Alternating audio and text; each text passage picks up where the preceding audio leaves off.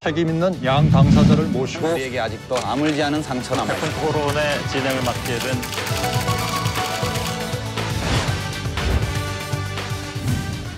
오락 프로그램이 아니고 무게 있고 품격 있는 토론 프로그램이 20년 동안 장수했다고 하는 것은 우리 사회에서의 기적과 같은 일입니다.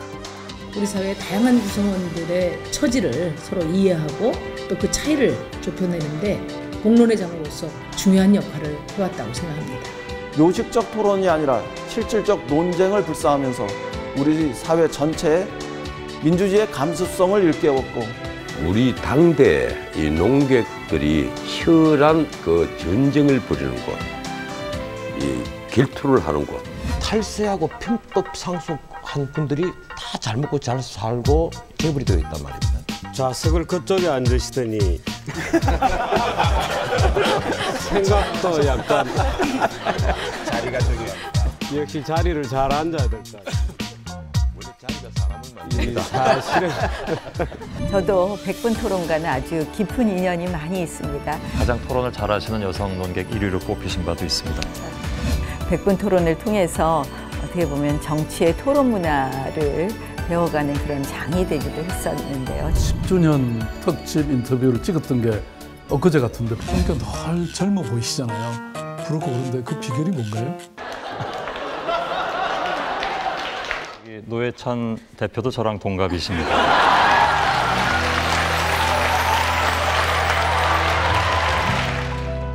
제가 요새 조금 젊어졌어요. 네, 앞으로도 백분 토론이 우리 시청자들에게 사랑받는 프로그램이 되기를 간절히 바라고요. 꿋꿋하게 잘 견뎌내셨고 또 앞으로 하실 일이 더 많기 때문에 그래서 20주년을 맞는 이 해가 굉장히 중요한 것 같네요. 다시 한번 진심으로 축하드리겠습니다.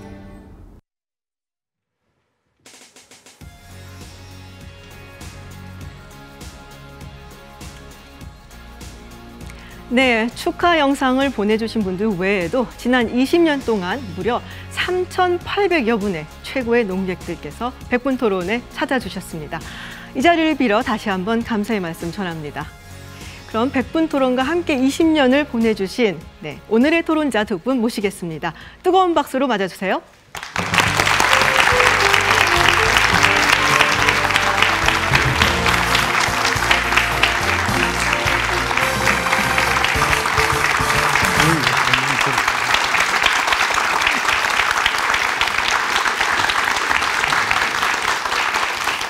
네, 제가 굳이 소개를 해드릴 필요도 없지만 그래도 일단 소개를 해드리겠습니다.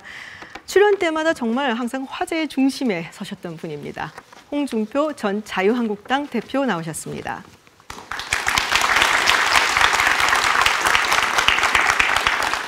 네, 그리고 프로그램을 직접 진행도 하셨고 또 다수에 걸쳐 출연해 주신 분이죠. 유시민 노무현 재단 이사장 나오셨습니다. 네, 반갑습니다. 네, 이렇게 백분 토론 20주년에 함께해 주셔서 감사드립니다.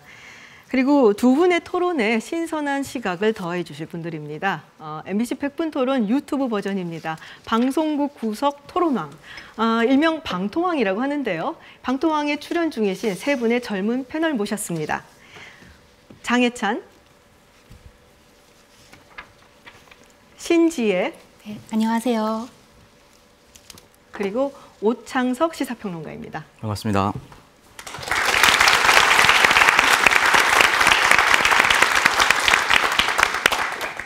네, 그리고 오늘은 특별히 80명의 시민토론단과 함께합니다.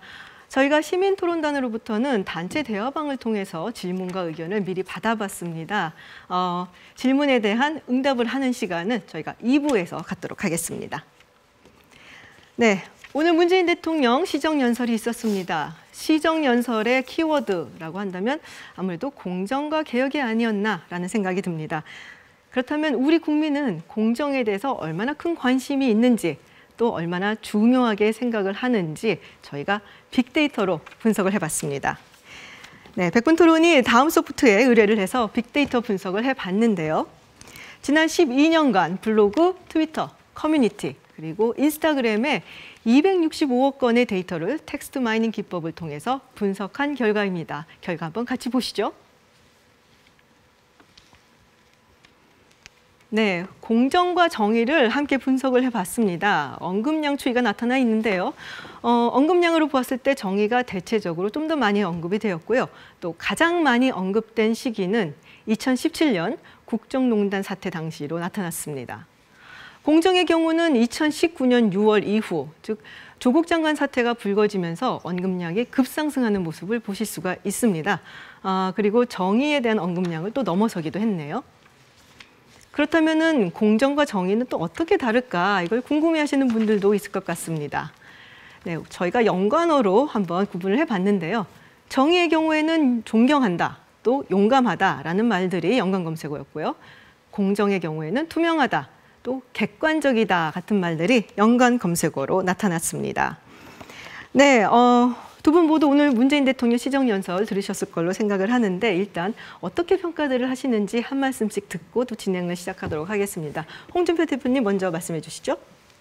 그 좋은 말이 오늘 안 나갈 겁니다. 참 공허하게 들렸습니다. 정말 경제가 살아나고 있는지 당장 홍대 앞이나 강남이나 가보면 대한민국 경제의 현주소가 나옵니다. 지금 가게마다 공실이 그렇게 많이 늘었습니다. 기업이 해외 탈출을 하고 있습니다. 근데 대통령만 오늘 경제가 살아나고 있다. 그런 말씀하시는 거 보고 참 공허하게 들렸다. 그리고 대통령께서 오늘 공정을 이야기하는데 과연 이게 공정한 사회였나? 조국 사태에서 그게 명확히 드러났거든요. 근데 거기에 대한 한마디의 사과도 없었어요. 그래서 오늘 대통령 시정연설을 보면서 참 공허에 들렸다. 칭찬하시죠. 네. 네. 유시민 장관님. 뭐 칭찬하거나 비판하거나 이런 것보다 문재인 정부 출범 후에 견지해온 정책 노선을 그대로 견지하면서 이제 내년도 예산안의 취지를 설명하신 이제 시간이었고요. 되게 이제 500조 원 넘는 이제 내년도 예산 편성의 목표와 원칙 이런 것들을 밝혀주신 거고요.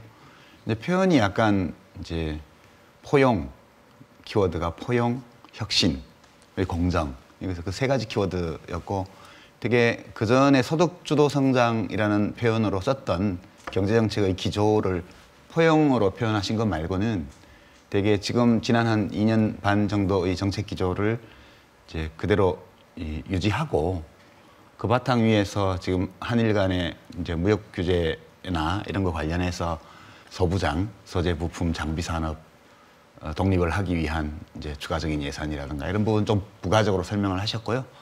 나머지 뭐 공수처법이라든가 검찰개혁 등등의 사안에 대해서는 특별히 새로운 내용은 이제 아니었다고 저는 보고 있습니다. 예산은 시정연설답게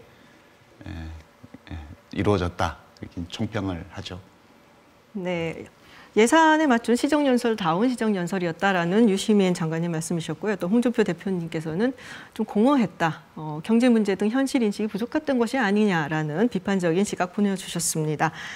그럼 본격적으로 토론 들어가도록 하겠습니다. 첫 번째 주제, 방금 전에 홍 대표님께서 언급을 해주셨는데요. 공정에 대한 토론을 시작을 해보도록 하겠습니다.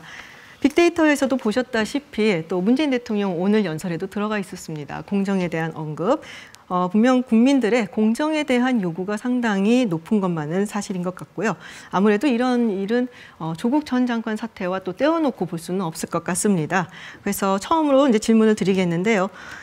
조국 전 장관 사태 어떻게 바라보고 계시는지, 또 이와 관련해서 한국 사회의 공정 수준은 어느 정도라고 평가를 하고 계시는지 이번에는 유시민 장관님부터 말씀을 듣겠습니다. 네, 그 조국 장관과 관련된 일련의 문제들에서 특히 그 자녀들의 이제 스펙을 만드는 과정 또는 대학 입시, 대학원 입시 이런 거 관련해서 이제 좀 보통의 청년들이 누릴 수 없었던 기회를 누린 것이 아니냐 이런 문제가 제기됐죠. 그러면서 그것이 단지 하나의 사례가 아니라 우리 사회가 유지하고 운영하고 있는 제도 안에 이미 그런 요소들이 다 들어와 있는 거 아니냐. 이제 그렇게 돼서 공정이라는 키워드가 이제 많은 분들의 마음속에 떠올랐다 그렇게 생각하고요.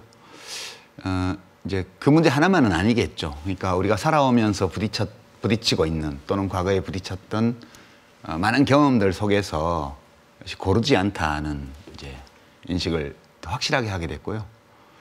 그래서 뭐 이제 우리가 보통 공정하다라고 말할 때는 세 가지 기준이 있죠. 일반적으로 받아들여지는 첫 번째는 모두에게 기회가 주어져야 하고 이제 출발선이 동등해야 된다. 첫 번째고요. 이제 두 번째는 경쟁하는 과정에서 반칙이 없어야 된다. 반칙하는 사람은 응징을 받아야 된다. 세 번째, 그렇게 모두가 기회를 부여받고 출발선이 같고 또 경쟁이 공정한 방식으로 이루어졌다 하더라도 그 경쟁의 승패에 따라서 나는 받게 되는 보상의 차이가 우리가 가지고 있는 상식이나 도덕관념에서 벗어날 정도로 커서는 안 된다. 되게 이제 그런 것이 일반적으로 받아들여지는 공정의 관념을 이루는 요소들인데요. 우리 사회가 이제 특히 경제적인 면에서 또는 사회적인 권력 관계에서 되게 그 세 가지 모두가 문제가 있다는 인식이 널리 퍼져 있는 것 같고요. 그래서 이 현 단계에서 그런 공정함에 대한 시민들의 요구가 굉장히 높게 나타나고 있고 앞으로도 그게 지속될 거라고 저는 보고 있습니다.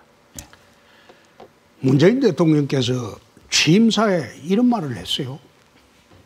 기회는 평등하고 과정은 공정하고 결과는 정의로울 것이다. 취임사에서 그랬죠. 문재인 정부는 그렇게 할 것이다. 근데 이번 조국 사태에는 기회가 평등했습니까? 과정이 공정했습니까? 결과가 정의로웠습니까? 다 아니거든요. 그러면 조국 씨가 입시비리, 사학비리, 직무비리 이걸 두고 보면요. 이거 가족 범죄다입니다. 내가 참 유 장관 요즘 내가 보면서 참 바쁘시겠다 이런 생각이 드는 게 조국 실드 치기 위해서 법원도 야단치고 검찰도 야단치고 KBS도 야단치고 야당도 야단치고 이건 앉아서 그러니까 너무 나대니까 문제가 생기잖아요. 내가 이 조국 씨한테 처음에 민정수석으로 있으면서 사표 내기 직전에 법무부 장관 간다고 떠들 때 내 유튜브에서 그런 말을 했습니다. 나대지 마라. 나대면 칼 맞는다고 했어요. 그거는 유튜브에 나와 있어요. 그걸 갖다가 JTBC에서 홍준표 또 막말했다고 막 했는데 나대다가 칼 맞았잖아요. 지금 칼 맞아도 그냥 맞은 게 아니고 이거는 가족 범죄다예요. 그러니까 국민들이 홍 대표님 왜 이게 나는 이 기회가 좋다고 봤나?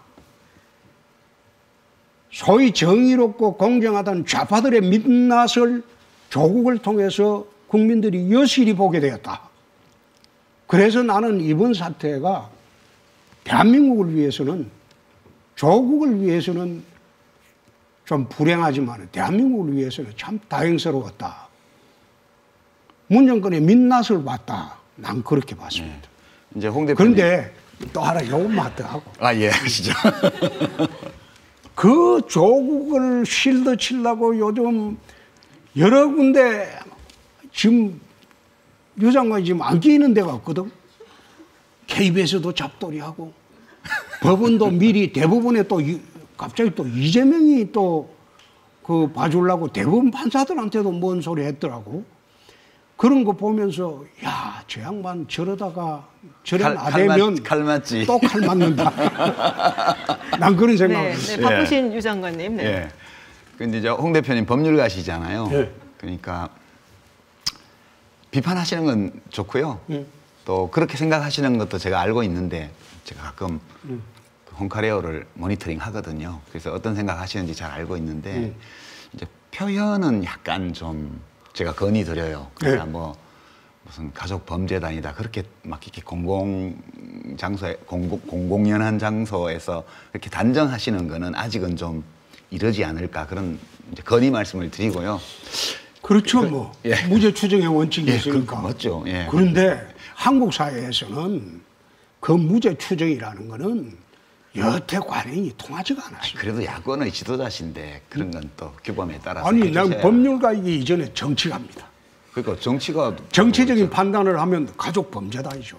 예. 가족 이제, 범죄. 예. 네. 한번 생각을 네, 해보세요. 유장관님 아니, 말씀 가만히 좀 있어봐요. 듣도록 한번 생각을 해보세요. 뭐 하세요. 네. 예. 내가 오늘 작심하고 나온 거는 할 말이 좀 있었어요. 근데 제 말씀을 듣고 또 아니, 하셔도 근데 될것 내부터 같은데. 우선 가족 범죄단에 대해서. 자, 부인이 그런 일이 있었지. 딸이 있었지. 오촌 조카가 있었지. 동생이 있었지. 예? 거기에 연루되는 가족 관리, 그 재산 관리인이 있었지. 거기다가 조국 씨가 거기에 이제 총대장이거든. 근데 이 5사람이 다 연루가 되는데 조국 씨만 몰랐다? 그러면 그 집의 가장도 아니죠. 그러니까. 그래서 제 이야기는 그쯤 되면 저 같으면 부끄러워서 밖에 못 나옵니다. 예. 소위 맹자말에 수호지심이라는 게 있습니다. 수치심을 알아야지. 수치심도 모르고 장관 억지로 취임해가지고 그런 식으로 30며칠 동안 또 하고 장관 그만두자마자 그날 그만두는 날 바로 또 서울대 복직 신청 팩스로 하고 내가 그걸 쳐다보면서 저분은 참 수호지심이라는 그것도 없다. 네. 수치심도 모른다. 네, 그런 네. 생각까지 네, 했어요. 홍 대표님, 유 장관님께 기회를 좀 드리겠습니다. 네. 아니 조국 씨가 조국 교수가 이제 교수니까 조국 교수가 홍 대표님 마음에 안 드는 사람이라는 걸 제가 잘 알고 있어요. 예, 잘 알고 있는데 그래도 이제 한 사람에 대해서 평가를 할 때 되게 지금 특수부 검사들이 어제 정경심 교수에 대한 구속영장 청구를 했는데 되게 그분들이 이렇게 생각하신다고 봐요. 저는 조국 교수도 그렇고 정경심 씨도 그렇고 범죄를 저지르지 않았다 그렇게 저는 보고 있어요. 저는 이제 그렇게 보는 근거들이 저 나름으로 있죠. 근데 이건 제 판단이고 이제 법원에서 어떻게 판단하는지 그건 좀 지켜봐야겠죠. 그렇기 때문에 아직은 뭐 조국 교수 가족을 무슨 가족 사기범이다 이렇게 말씀하시는 거는 저는 충분한 근거는 없다 그렇게 말씀을 드리고요. 좀 더 신중하게 우리가 볼 필요가 있다 이렇게 말씀을 드리고 이 소위 조국 사태를 공정성이라는 이 키워드하고 연관지으면 두 차원이 있다고 봐요, 저는. 그러니까 이 조국 씨의 가족 전체를 샅샅이 뒤져서 수사하는 과정에서 이제 일부 드러났던 지금 의혹을 받고 있는 이른바 스펙, 자녀들이 스펙과 관련돼 있는 논문, 뭐 표창장, 인턴 증명서 이런 것과 관련해서 우리 사회가 전체적으로 볼 때 출발선이 같고 그 경쟁의 과정이 공정한가에 대한 의문이 심각하게 제기되는 계기가 됐다는 거예요. 이제 그거는 중대한 문제고 그 차원에서 해결책을 강구를 해야 돼요. 제도적인 해결책을 포함해가지고. 또 한 측면은 이제 그러한 도덕적으로 비난받을 수도 있는 소지가 있는 삶을 살았다고 해가지고 이렇게 수사관까지 100여 명이 넘는 특수부 인력이 동원이 되어서 수십 년간에 걸친 그 가족의 모든 삶을 다 뒤져서 그냥 무슨 160만 원짜리 뭐 국가보조금 지출에 관한 그런 사항, 그럼 인턴 증명서에 관한 것까지도 다 영장청구 사유로 넣는 이런 식의 수사가 과연 공정한 거냐라는 그 차원의 문제가 또 있습니다. 그러니까 이제 홍 대표님이 말씀하시는 것은 이 소위 조국 사태에서 드러난 첫 번째 디멘전, 첫 번째 측면에 관해서 문제 제기를 하시는 것으로 저는 받아들이고요. 그거는 뭐 이제 정경심 교수나 조국 교수가 법적으로 어떻게 되든 상관없이 타당한 지적이라고 봐요. 이거 이제 논의해 나가야 된다고 보고요. 제가 이제 홍 대표님은 그 디멘전, 그 차원에서 지금 맹활약을 하시는 거고요. 홍칼레오도 하시고. 저는 그 두 번째 측면이요. 두 번째 차원. 그래. 조국 가족이 도덕적으로 좀 비난받을 수 있는 소지가 있는 일을 했다 치자. 그렇다고 해가지고 이렇게 이잡듯이 다 뒤져서 한 가족의 삶을 완전히 파탄내는 식의 검찰권 행사는 공정한 것인가?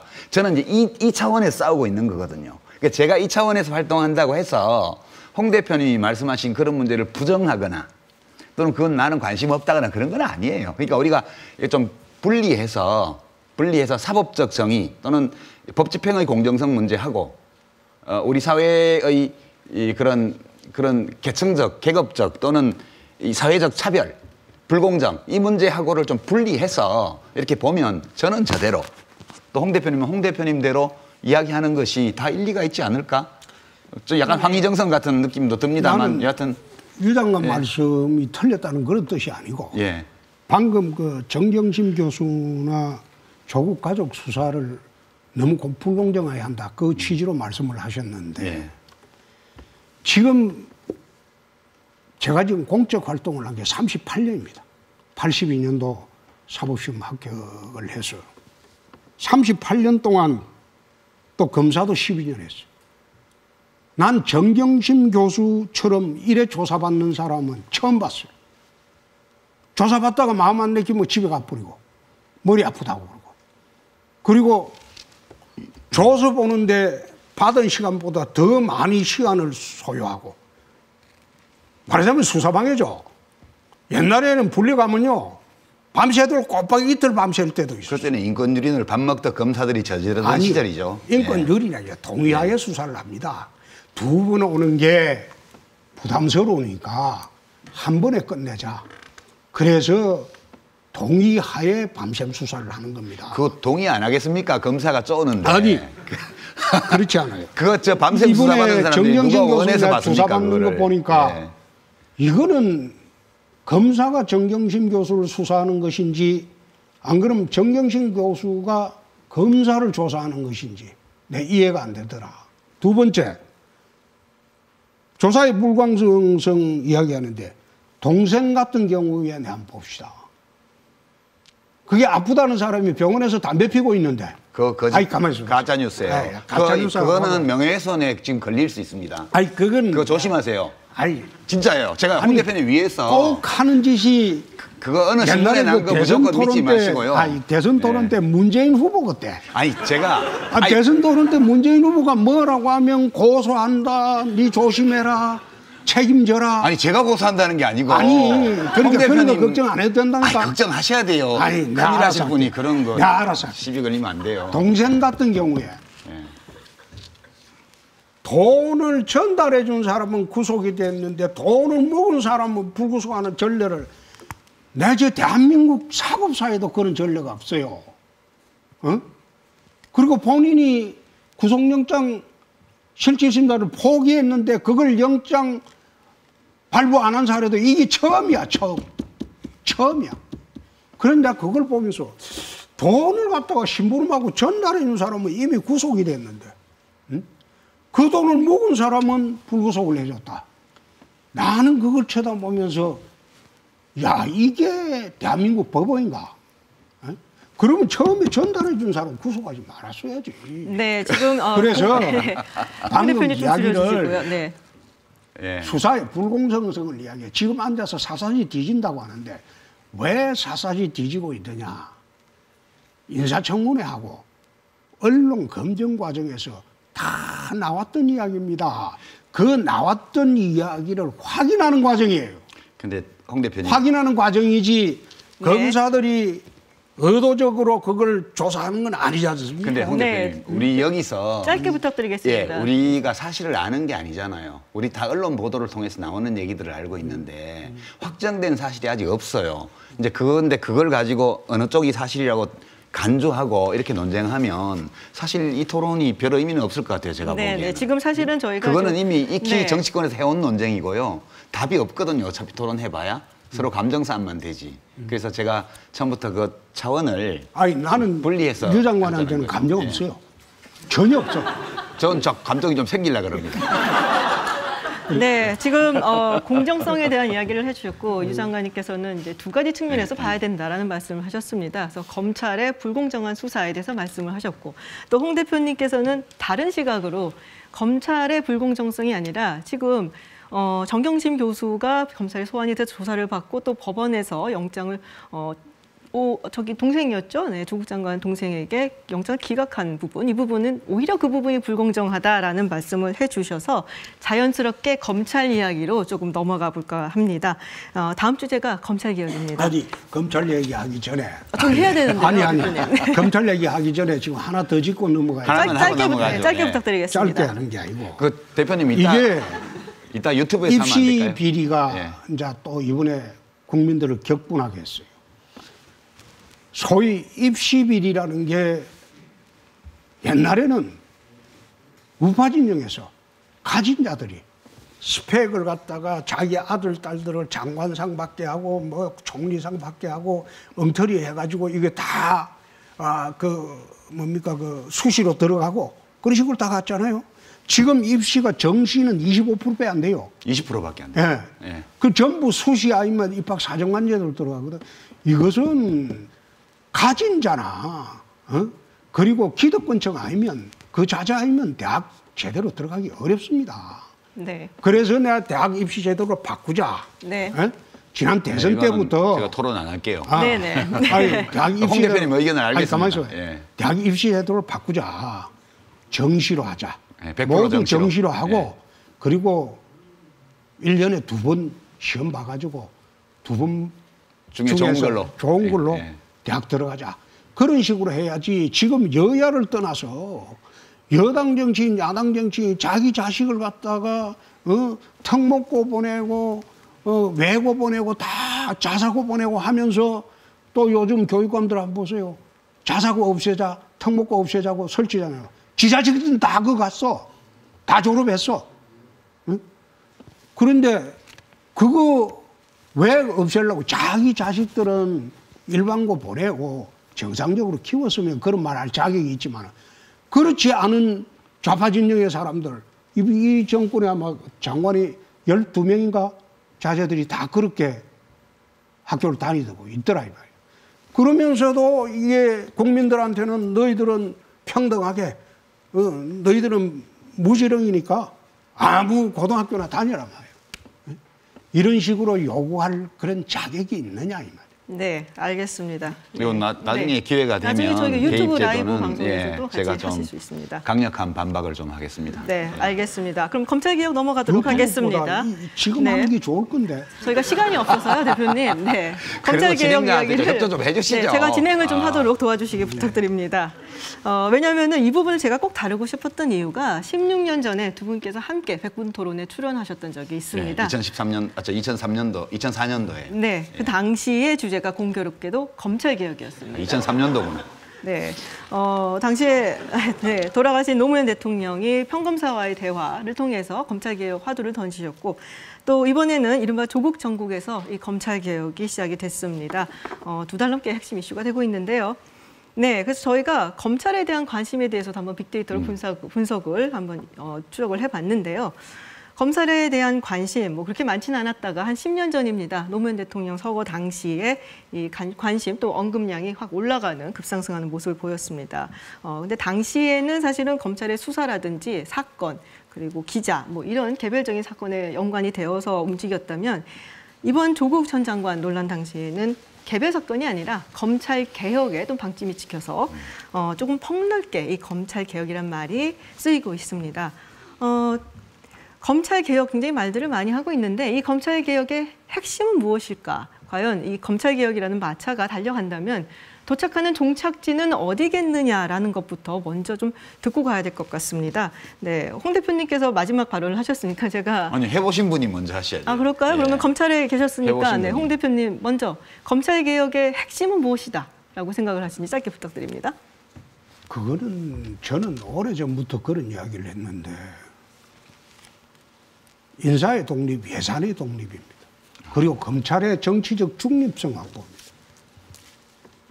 검찰이라는 것을 정치적 중립성을 확보를 해서 정권의 수호자가 아닌 정의의 수호자로 만들어주는 것이 검찰개혁입니다. 그런데 역대 정부를 거치면서 검찰을 이용해서 통치를 했어요. 말하자면 검찰의 역할은 정권의 수호자였지 정의의 수호자는 아니었다. 그러면 검찰이 다루는 사건의 99%가 일반 사건이에요. 1%도 안 되는 정치 사건 가지고 검찰이 99% 사건을 다 욕을 먹는다 이 말이에요. 그래서 검찰개혁의 본질은 검찰의 정치적 중립성 확보입니다. 네. 그 중립성을 확보해주면 그게 검찰개혁이 되는 것이지. 지금 문 대통령이 이야기하는 공수처 그런 거는 개혁이 네. 아닙니다. 검찰 개혁의 핵심은 정치적 중립성이고 그것을 위해서는 인사의 독립 그리고 예산의 독립을 말씀하셨습니다. 근데 이제 그렇게 보실 수도 있는데요. 경험적인 근거가 없다고 봐요. 그러니까 우리 경험하고 어긋나요. 지금 홍 대표님 말씀도 이제 원론적으로는 저는 타당한 주장이라고 보는데요. 참여정부 때 검찰 중립성을 완전 보장을 했죠. 그랬더니 MB정부 들어갈 때 스스로 정치 권력하고 손잡아서 들어가 버렸어요. 그러니까 정치 중립성이라는 것은 대통령과 청와대에서 이제 간섭을 안 하고 보장을 해주는 것도 중요하지만 검찰 스스로 이렇게 정치 중립을 아예 버리고 이익을 위해서 정치 권력과 영합하는 이거는 독립시킨다고 해결될 문제는 저는 아니라고 봐요.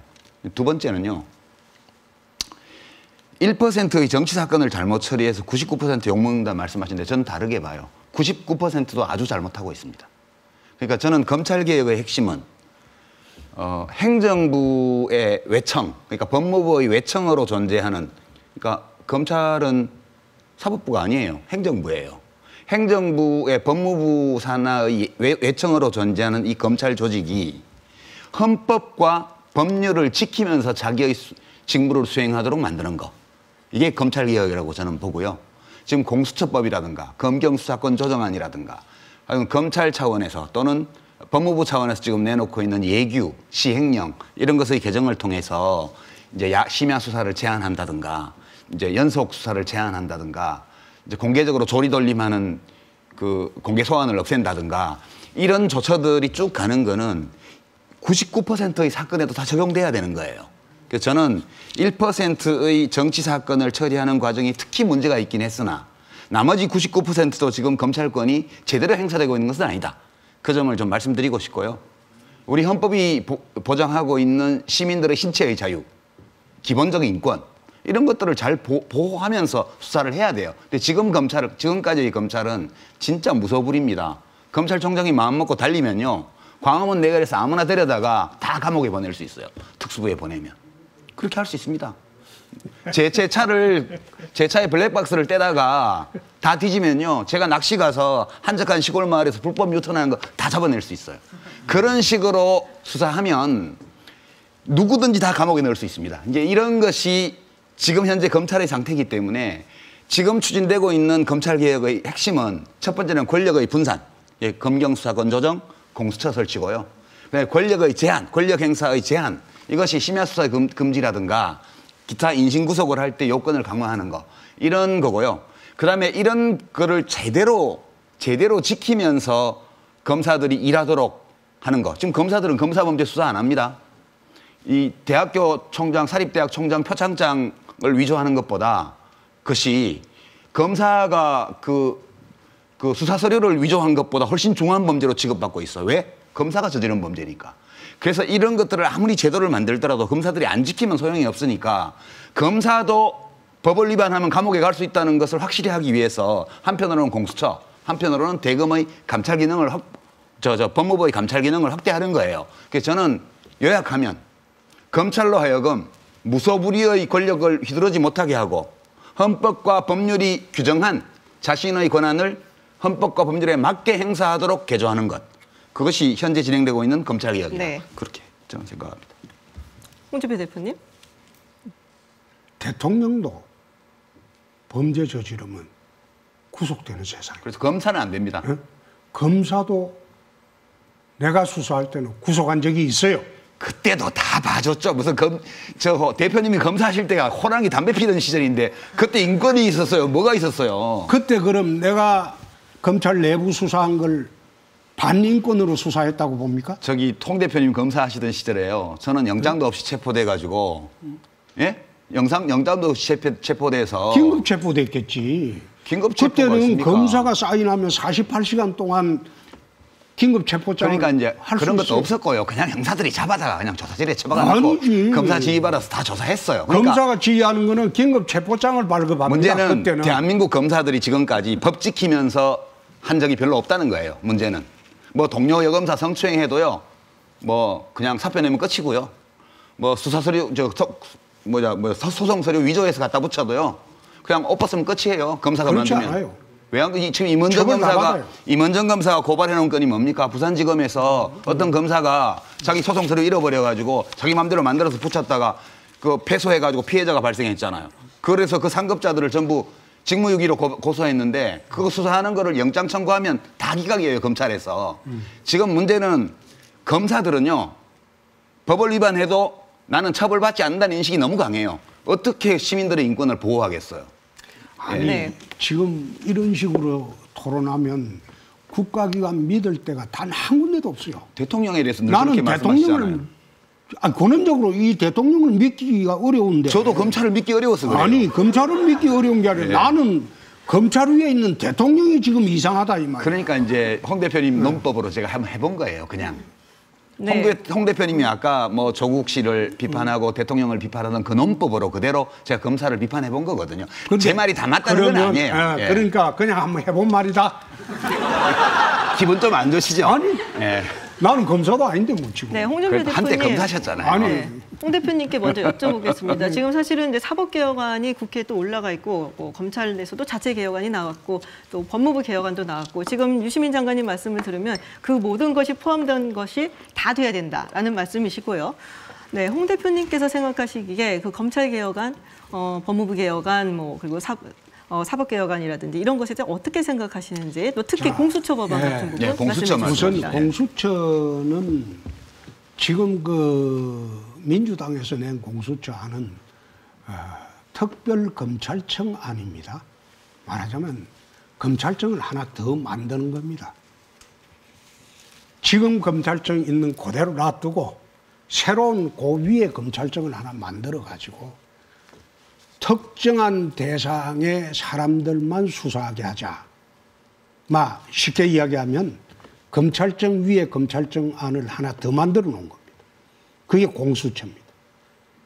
세계에 지금 이런 검찰청 위에 검찰청을 하나 더 만드는 이런 사법제도는 중국하고 북한밖에 없습니다.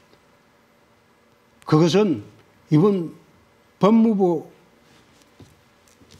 국감장에서 민주당 금태섭 의원이 법무부 차관한테 질문했을 때 이런 제도를 취한 나라가 있느냐.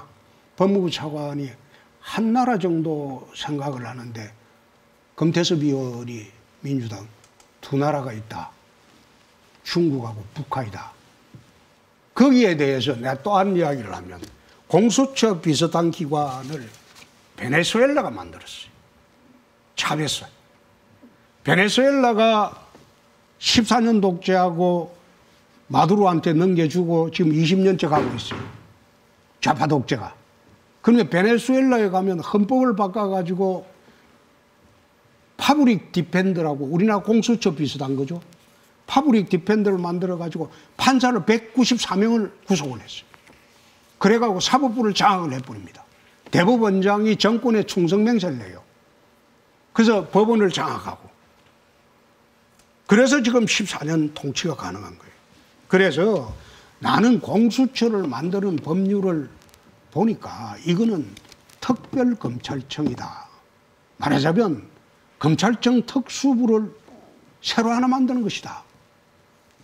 네. 내가 이 정권 들어와서 특수부 축소하라고 난리를 치고 있는데 이 정권 들어와서 박근혜 정권 조사한다고 특수부를 서울지검 특수부를 특수사부까지 또 만들었어요. 인원은 거의 한 배 반 이상 정원을 해놨어요. 저거는 그래 해가지고 온갖 먼지털이 수사해가지고 박근혜 정권의 행정관까지 뭐 청와대 심부름을 하는 애들까지 다 잡아넣었어. 그래 놔놓고 이제는 정권 중반기 넘어가니까 자기들이 당하게 생겼거든. 그러니까 공수처 만들어갖고 뭘 노리냐. 내가 공수처 처음 만든다고 할 때 그 이야기를 했습니다. 이거는 민병검찰청이다. 법원은 이미 좌파 이념 법관들에게 지배가 다 됐어요.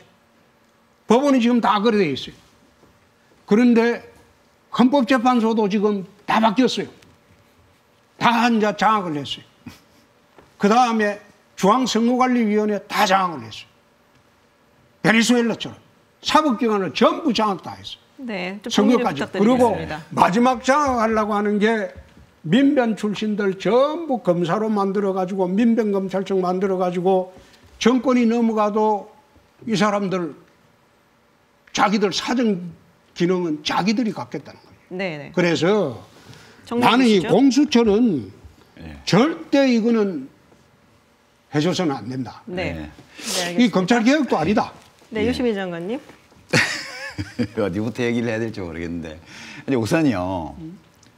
이제 중국, 북한, 베네수엘라 대한민국을 너무 비하하시는 것 같아요. 그러니까 이제 우리 현실을 너무 장밋빛처럼만 봐서는 안 되겠으나 우리 대한민국의 현실을 중국, 북한 이런 데는 기본적으로 상권분립이 없는 나라잖아요. 그리고 아니 제가 좀 할게요. 그 대표님 오래 하셨거든요. 저도 좀 말 좀 하게 해주세요. 하세요. 네. 너무 아니 외로우세요. 홍 대표님 보니까 뭐 언론도 좌파들이 다 장악하고 무슨 뭐 헌법재판소도 좌파들이 다 장악하고 법원도 다 장악하고 뭐 여기 뭐 MBC도 장악하고 뭐 다 장악. 이게 정권 바뀌면서 다 장악. 온 세상이 다 시뻘겋게 보이고 나 혼자 파랗게 있는 것 같은 그런 느낌이실 거예요. 그러면 아니 나는 빨갛게 있지. 아니. 그 삶이 그러면 삶이 참 외로워져요. 너무 그렇게 외골수로 보시지 말고요. 우선 그렇게 아니, 가만히 있어봐요. 제가 좀 할 말을 갖다 남을 그래 비난하지 마고. 비난이 아니고 제가 위로해드리는 내가 거잖아요. 왜 외골수예요? 네, 유시민 장관님 공수처에 대한 얘기를 외로우신 것 같아요. 아니 그래서 오히려 그 외골수는 유 장관이 외골수거든. 그다음에 저는 괜찮습니다. 예, 암시랑도 안 씁니다. 예. 공수처는 이제 지금 이제 많은 오해를 하는 분들도 계신데 우선 공수처장이 뭐 대통령 앞잡이가 된다. 이 공수처장은 지금 이제 사법부에서 하고 이제 법무부 장관, 뭐 법원행정처장 뭐 이렇게 해서 3명 추천받고요. 여당 2명, 야당 2명 해서 7명의 추천위원회를 두는데 6명 이상이 합의해야 추천할 수 있게 해놨어요. 그래서 야당이 둘이 있기 때문에 반대하면 못하는 거예요, 이거를. 뿐만 아니라 이 공수처의 수사 대상이 되는 사람들은 일정한 지위를 가지고 있는 고위공직자의 직계 좀비속까지예요. 근데 한 8,000명 좀 못 되는데 현재 직제로 그중에 한 5,700~800명 정도가 검사, 판사, 경찰이에요. 한 거의 6,000명 가까이가 고위직 판검사 다 권력기관, 사법기관에 있는 분들이에요. 나머지는 이제 행정부하고 광역자치단체장 이렇게 해서 이제 요 제한된 숫자에 대해서 하고요. 이 공수처에서 이 권력기관에 대해서만, 그러니까 경찰, 검찰 이쪽에 대해서만 범죄를 저지른 사람에게 대해서 기소권이 있지 나머지 대상자에 대해서 일반 고위공직자에 대해서는 직접 기소를 못해요. 지금 이제 패스트트랙 올라가 있는 법에 이제 그렇게 여러 가지 규제 장치를 둬서 이거를 그 정부가 혹은 집권 세력이 정치적인 수사의 도구로 악용하기 어렵게 최대한 만들어 놓은 거거든요. 무소불위의 조직도 아니고요. 되게 왜 이렇게 그러면 권력기관 종사자, 고위관계자들이 많이 들어갔냐 하면 지금까지 여기가 무풍지대였거든요. 이걸 가지고 홍 대표님은 판사들을 다 잡아놔서 판사한테 가야 돼요. 공수처도. 판사를 잡아넣을 수 있는 게 아니고 판사를 구속할래도 판사한테 영장을 청구해야 돼요. 그러니까 우리 대한민국이 상권분립제도가 살아있어서 현직 대통령 탄핵도 했고요. 국회에서. 헌법재판소에서 인용도 했고요. 그다음에 헌법에 따라서 대통령 선거도 조기에 했고요. 다 훌륭하게 해온 전 세계가 놀라는 새로운 모범적 민주국가예요, 우리나라가. 네. 왜 이렇게 비하하시는지 모르겠고요. 지나친 홍 대표님이 좀 야인으로 오래 계시다 보니까 너무 심한 어떤 피해의식 이런 걸 가지신 것 같아요. 만약 그런 식으로 할 것 같으면 저도 반대하죠. 제가 독재한 거에서 감옥도 갔다 오고 옛날에 그랬는데 이 정부가 문정부가 그 베네수엘라 차베스처럼 한다 그러면 저도 데모하러 나가요. 걱정하지 마세요. 예. 얼마 전에 원조 친노라는 유재일 씨라는 사람 알죠? 저는 모릅니다, 개인적으로. 네. 개인적으로 대표님 그 사람이 저를 진행을 엄청 해야 띄우는 돼서요. 유튜브 방송을 한다는 얘기는 들었어요. 아니, 짧게 부탁드리겠습니다, 네, 대표님. 원조 친노의 예. 유재일 씨가 나치 정권에 개별수가 있었다면 문 정권에는 유김이 있다. 유 이렇게 해서 누구요? 유김. 유김이요? 한 사람은 유시민이고 한 사람은 김어준이야. 이 두 사람이 괴벨스 역할을 한다. 네. 이 우리가 한 이야기가 아니고 예. 신동아 이번에 네. 그 이번 호에 나와 네. 있는 네네. 말하자면 유재일 씨 원조 친노입니다. 친문이고. 근데 탈당을 홍 대표님 제가 하면서 개별스 같이 보이세요? 아니 저하고 오래 알아오셨잖아요. 근데 나는 이야기를 못하지. 네, 여기서 잠시 저희가 그러면 너무 신의가 없는 거예요. 우리 하루 이틀 알아온 사이도 아니고. 나는 그 이야기는 못하지. 제가 홍 대표님 보고 히틀러라 그러면 아니, 되겠어요? 그 진영의 사람이 이런 말을 했다는 거야. 아이, 홍 대표님 보수 쪽에서도 홍 대표님 욕한 사람도 있지만 네, 저희가 제가 안 들고 나오잖아요. 네, 아니, 왜냐하면 그게 유장관님? 별로 가치 없는 말이기 때문에. 아니 나는 보니까 이거 가치 있는 말 같던데. 네, 알겠습니다. 너무 외로우셔서 그래요. 네, 유 장관님, 홍 대표님, 저희가 지금 사실은 저기 앉아있는 방통왕 세 패널들이 네. 단단히 벼르고 나왔거든요. 네. 네, 그래서 질문 기회를 조금 드려야 될 것 같습니다. 네, 백분토 유튜브 채널에 삼고 계신 방송국 구석 토론왕, 방통왕의 어느 분께서 먼저 질문을 해주시겠습니까? 네, 제가 먼저 네. 유시민 이사장님께 질문 드리고 싶습니다. 네, 장혜찬 씨. 네. 저는 초기에 공정 문제 말씀하시면서 입시나 스펙 의혹과 관련된 공정과 검찰권의 과도한 행사를 나눈 공정을 두 가지로 나눈 것이 좀 인상적이었는데 유시민 이사장님 최근 발언을 보게 되면 검찰권에 대한 공정 문제를 집중적으로 제기하느라 이 젊은 세대가 분노한 입시 의혹에 대한 공정은 의도적으로 외면하거나 그 정도는 기성세대나 기득권은 다 하는 것 아니냐. 방금도 토론 중에 표창장 하나가 뭐 그렇게 대수냐는 뉘앙스를 제가 느꼈고요. 그렇지만 젊은 세대가 봤을 때는 그러한 인턴 증명서 하나, 표창장 하나가 없어서 대학에 불합격해서 피눈물 흘린 누군가가 우리 친구이고 또 우리 본인이 될 수 있기 때문에 바로 그 첫 번째 취지의 공정에 더 분노하는 것인데 이미 기득권이고 기성세대이신 그리고 유력한 정치인이셨던 유시민 이사장은 구공정은 그렇게 큰 문제가 아니고 검찰권 공정이 훨씬 더 큰 문제라면서 좀 공감을 못하는 게 아닌가. 오히려 젊은 세대를 가르치려다가 이 젊은 청년층의 분노에 더 기름을 붓지 않았나. 이런 지적에 대해서는 어떻게 생각하시는지 궁금합니다. 장혜찬님 스스로 이 질문 좀 진부하다고 느끼시죠? 아니, 뭐 그렇게 생각하진 않습니다. 네, 저는 이 질문을 언론에서 무수히 많이 봤거든요. 저는 성격상 되게 진부하는 거 싫어하는데요. 그래도 답을 드릴게요. 이제 이 비판을 할 때는 정확하게 하셔야 돼요. 제가 한 말 그대로 인용해서. 제가 표창장 하나 따위는 아무것도 아니다고 말하지 않았고요. 사립대학 총장님의 표창장을 마음대로 만드는 것이 검사가 소송 서류를 위조하는 것보다 더 중한 범죄로 취급하고 있다. 이렇게 표현했습니다. 다르죠? 제가 여쭤보고 싶은 것은 제가 완전 그러니까 일단 제가 질문 속에 이미 사실이 아닌 게 들어있기 때문에 제가 이제 그 점은 바로 잡고 가는 거예요. 그다음에 두 번째는요. 지금 장혜찬님 말씀하시는 그게 석 달 동안 언론을 도배했잖아요. 세상에는 균형이라는 게 필요한데 저쪽으로 많이 기울어져 있으면 나는 이쪽으로 당겨야 돼요. 이쪽으로 너무 많이 기울어져 있기 때문에 이쪽을 잡아당기고 있는데 넌 왜 그것만 해라고 저에게 묻고 있는 거거든요. 제가 그런 아까 지금 제도적인 불공정, 그다음에 사회적인 불공정, 검찰권 국가 권력 행사의 불공정 이 문제를 나누어서 보자고 말했을 따름이지 첫 번째 것이 중요하지 않다든가 나는 관심이 없다든가 그런 문제는 아니라든가 이렇게 말씀드린 적이 없어요. 그 문제는 중요해요. 근데 그 문제를 얘기하는 분들은 너무너무 많았어요. 온 언론이 석 달 동안 그 얘기를 했어요. 저는 충분하다. 그거는 그 정도면. 그러나 이쪽도 중요한 문제인데 얘기하는 사람이 거의 없기 때문에 제가 욕먹으면서 하는 거예요. 그래서 왼쪽으로 심하게 기울어진 걸 세우려면 누군가가 오른쪽으로 심하게 당겨야 돼요. 그래서 저보고 왜 그렇게 오른쪽으로 심하게 당기냐고 말씀하시지 말고 지금 왼쪽으로 얼마나 기울어져 있나를 한번 같이 살피고 이제 보시면 굳이 제가 일일이 답 안 드려도 될 것 같아요.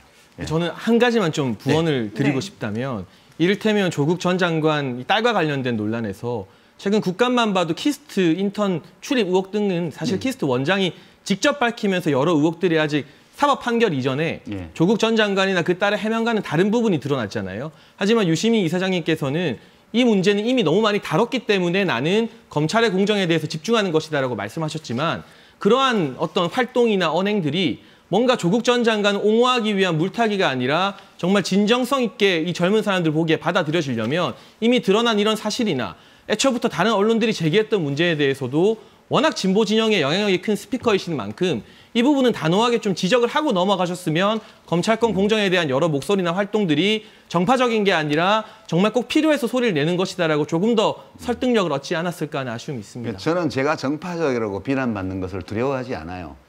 왜냐하면 제가 정파적인 생각 때문에 이 일을 하는 게 아니기 때문에요. 이제 그리고 진정성이라는 표현을 쓰셨는데 제가 제일 안 좋아하는 표현이에요. 왜냐하면 우리는 타인의 진정성을 알 수 없거든요.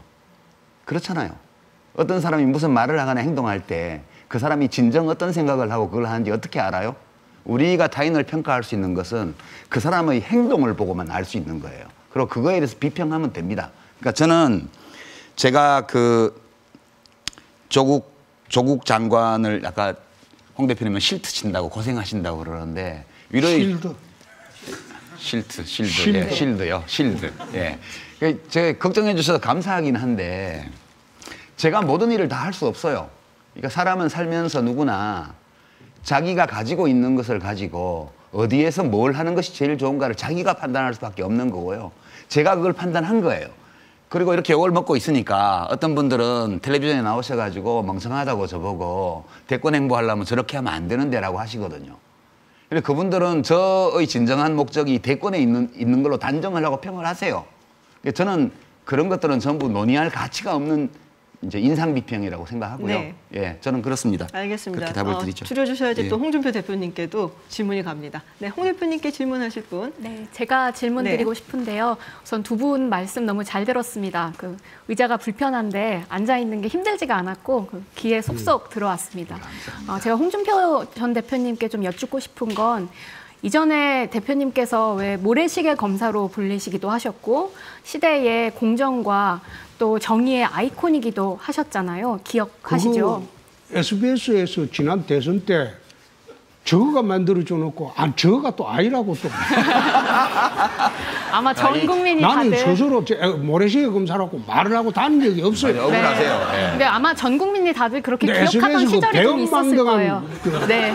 근데 제가 대표님께 좀 여쭙고 싶은 건 전 그렇기 때문에 지금 검경 개혁이 얼마나 중요한지 스스로 인지하고 계시지 않을까 싶은 것입니다. 뭐 저보다 더 잘 아시겠지만 고 장자연 사건도 있었고 김학이나 버닝썬 사건을 보다 하더라도 검경 개혁과 그리고 사법 개혁이 굉장히 중요한 우리 사회의 문제다라고 하는 것은 아마 공감하실 것 같은데 오늘 여기에서 어떻게 그러면 공수처 설치를 안 하면 어떻게 검경 개혁을 할 것이다. 안을 아직 소개해 주시지 않은 것 같아서 한 번 더 여쭙고 싶고요. 그다음에 제가 유시민 이사장님께 여쭙고 싶은 게 하나가 있는데 저는 이건 한국당의 문제도 있다고 생각합니다. 그러니까 공수처 반대, 검경개혁 반대로 프레임을 만들면서 실제로 우리가 검경개혁을 위해서 세부적으로 논의해야 될 사항들은 뒤로 넘어갔어요.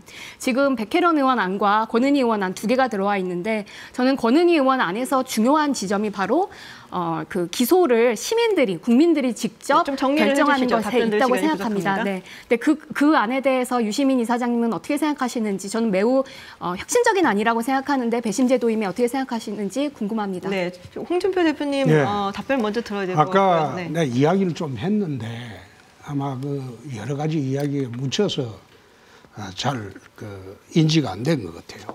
검찰개혁의 본질은 정치적 중립성 확보입니다. 그럼 검찰을 어떻게 정치적 중립성을 확보해 줄 것이냐. 검사가 정권이 바뀌더라도 정권의 수호자가 되지 말고 정의의 수호자가 되려면 검찰이 인사의 독립을 시켜줘야 됩니다. 지금 경찰하고 국세청은요, 경찰청장, 국세청장에게 인사권을 줍니다. 그 기재부 장관이나 행안부 장관이 인사권 행사 안 해요. 그리고 경찰청이나 국세청은 기재부하고 행안부의 외청이지만은 거기에 예산에 또 편성권을 줍니다. 그래서 경찰 인사할 때는 경찰청장이 책임지고 인사를 다 하고 지금은 인사 시스템이 검찰총장 인사할 때도 검찰 인사위원회 하긴 하지만 대부분 대통령이 뜻으로 다 해버리거든요. 그리고 내부 인사는 법무장관이 합니다. 그렇게 하다 보니까 검찰이 정권의 눈치를 안 볼 수가 없는 구조가 되어 있어요. 그래서 검찰이 정치적 중립성을 확보하려면 검찰 인사의 독립과 예산의 독립을 해주고 이제 독립됐으니까 정권에 예속되지 말고 그야말로 정의의 수호자로 일해보라. 한번 해줘보고 그래도 안 되면 조직에 해부를 들어가는 게 옳지. 지금처럼 검찰을 못 믿겠다고 하면서 또 새로운 검찰청을 또 만든다 이 말이에요. 지금 만드는 그 홍수처 그게 여러분들 새로운 조직이 아니고 거기에 우리 헌법에 검사의 영장 청구권이 있습니다. 검사 이외에는 수사 영장 청구권을 행사할 수 없어요. 검사 이외에는 기소를 할 수가 없어요. 우리나라 헌법과 법률에. 그러면 공수처 생기면 공수처도 검사가 가야 됩니다. 현재 검사가 가는 게 아니고 대부분 변호사에서 뽑을 거예요. 그래서 나는 이 정권의 속성상 민변 출신들을 대부분 뽑을 것이다. 그러면 이 정권에 충성하는 검사들이 새로운 최상의 조직이 새로 생기는 거예요. 그래서 그런 거는, 그런 공수처는 세계에 유례 없는 기구이기 때문에 그건 검찰 개혁이 아니고 개혁을 하려면 네. 검찰의 인사의 독립, 예산의 독립부터 우선이 돼야 된다. 네, 그 알겠습니다. 저희가 사실은 유시민 장관님 답변 좀 듣고 싶은데 제가 간단하게 할게요. 시간이 지금 30초 안에 할게요. 30초 안에 그럼 예. 부탁드리겠습니다. 백혜련안과 권은희안에 대해서는 저는 지금 패스트트랙에 올라있는 공수처법은 한 60점짜리라고 봐요. 근데 시각에 따라서는 권은희안이 65점 정도 될 수 있다고 볼 수도 있어요. 근데 저는 60점이 되었든 65점이 되었든 무조건 되는 게 중요하다고 봐요. 되기만 한다면 뭐든 괜찮다. 그게 저의 생각입니다. 네, 되는 방향으로 가야 된다라는 짤막한 대답 감사드립니다. 1부 시간이 다 됐습니다. 네, 20주년 특집 100분 토론, 공정사회 그리고 검찰 개혁에 대해서 미진 하나마 토론을 좀 해봤습니다. 1부 여기서 마치고 저희는 2부에 다시 찾아뵙겠습니다.